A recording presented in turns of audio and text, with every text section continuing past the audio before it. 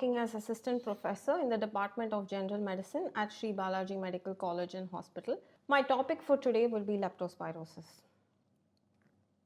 So leptospirosis is caused by Leptospira species. It occurs worldwide and is the most common zoonotic disease of the tropics.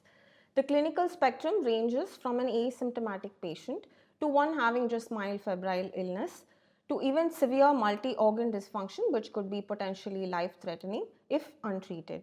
Outbreaks are common after floods, heavy rainfalls, and an area with poor sanitation. The causative agent is pathogenic Leptospira introgans, especially in humans. This is an aerobic gram-negative spirochete bacteria, which is thin, motile, tightly coiled. It's got hooked ends, giving a question mark appearance, and it moves with the help of periplasmic flagella. So this species can persist in moist environment for weeks to months. It's sensitive to drying, heat, and common disinfectants. Natural reservoirs for this would be rodents, especially rats, but cattle, pigs, and dogs can also be reservoirs.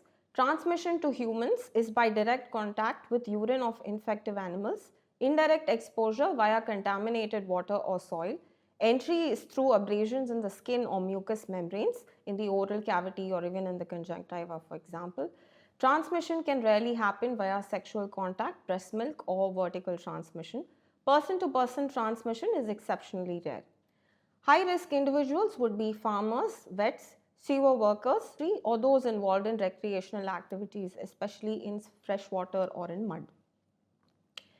The epidemiology, globally, the incidence is estimated to be about 1 million cases being reported annually. This is endemic in the tropic and subtropic region.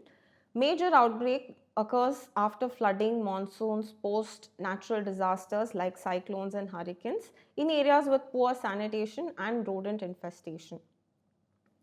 In India, it's endemic in many states. Example, Tamil Nadu, Kerala, Karnataka, Gujarat, and Maharashtra. Seasonal peaks are after monsoon rains, and it's commonly reported in farmers, agricultural workers, paddy field workers, and garbage collectors.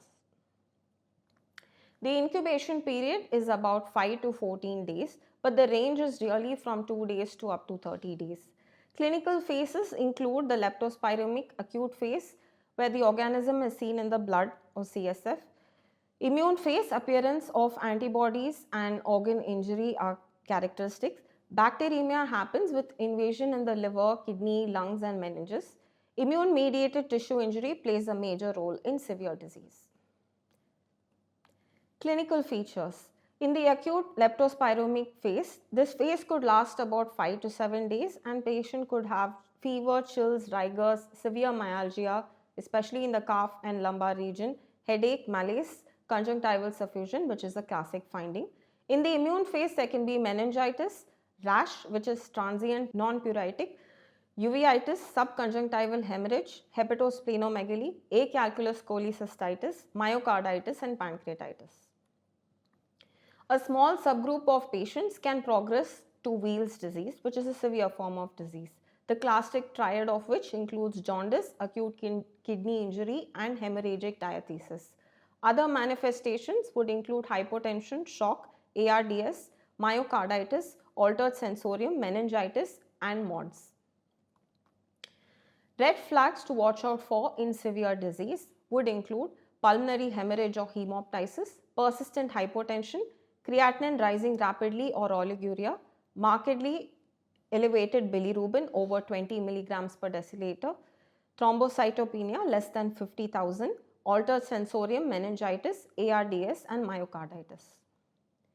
Differential diagnosis would include dengue fever, malaria, typhoid, rickettsial infections, hantavirus, viral hepatitis, sepsis syndromes, influenza, COVID, especially with the respiratory presentations.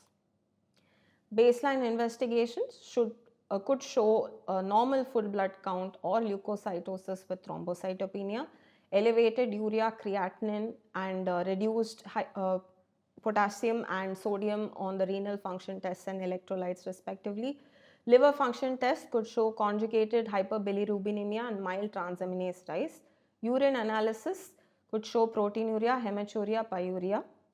CSF can have a variable cellular response with moderately elevated protein level and normal glucose content.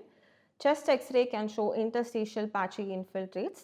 In case of respiratory involvement, hypoxemia could be present on the blood gas. Specific diagnostic tests could include serology, which is which is MAT or microscopic agglutination test, which is the reference standard. There is a fourfold rise in paired sera which confirms the diagnosis. IgM ELISA is a more widely used method. This could be positive from day 5 to day 7. Positive screening tests should be confirmed with MAT. PCR is another option with high sensitivity earlier on in the disease. This detects the leptospiral DNA in blood, urine or CSF. Culture has low sensitivity and needs weeks for incubation, so it's not routinely done. Principles of management is early diagnosis, prompt antimicrobial therapy, supportive care as per the organ involvement, monitoring hepatic, renal and respiratory status, ICU care in case of severe disease. There's no role for NSAIDs which could potentially worsen renal injury, and there should be no delay in starting antibiotics in suspected cases. In mild disease, the drug of choice would be doxycycline 100 mg given orally twice daily for 7 days.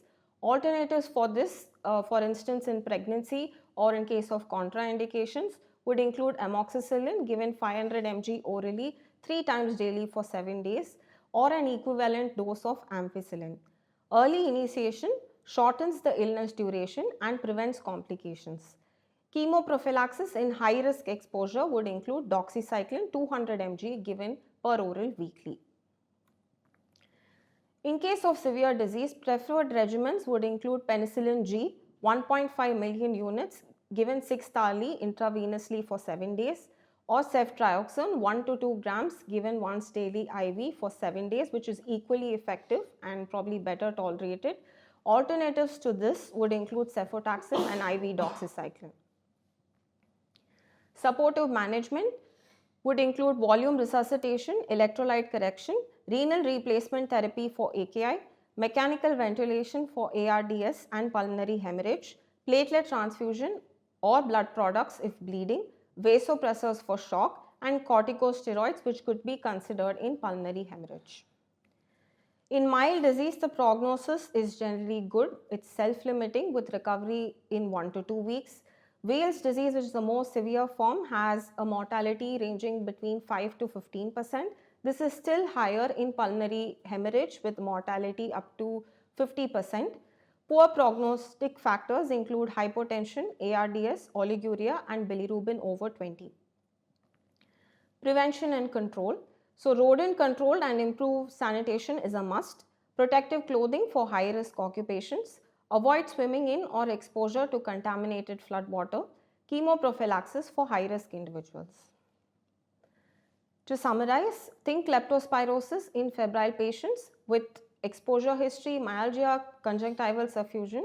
There should be a high index of suspicion in the febrile patient who has an exposure risk. Early antibiotic therapy saves lives. We needn't wait for test results. Early testing includes IgM ELISA with or without the PCR, but MAT is gold standard but not diagnostic in the initial stages. It is advisable to rule out other common tropical fevers. Severe disease needs ICU support with targeted antibiotics. Prevention through sanitation and exposure control is essential. So that brings us to the end of this session, and I will meet you in the next session soon.